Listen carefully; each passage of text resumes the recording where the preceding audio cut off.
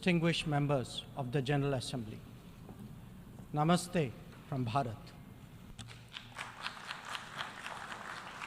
Let me begin by expressing our felicitations to the President of the General Assembly, His Excellency Denis Francis, and our fullest support to the 78th UNGA's theme of rebuilding trust and reigniting global solidarity.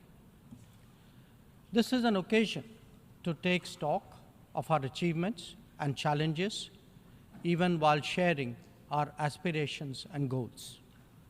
And indeed, in regard to both, there is much that India has to share. At this juncture, it was with a sense of exceptional responsibility that India took up the presidency of the G20. Our vision of one Earth, one family, one future sought to focus on the key concerns of the many, not just the narrow interests of a few.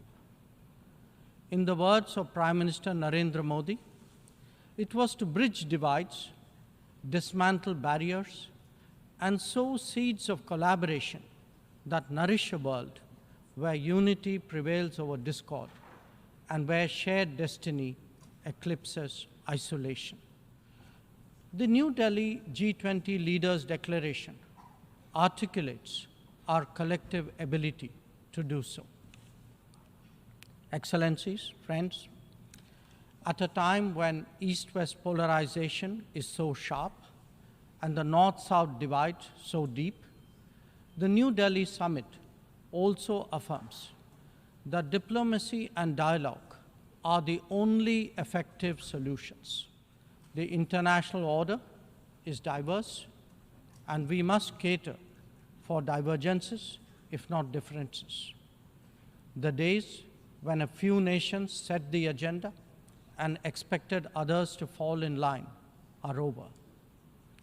As the United Nations itself symbolizes, finding common ground is an imperative. To listen to others and to respect their viewpoints, this is not weakness, it is the basics of cooperation. Only then can collective efforts on global issues be successful.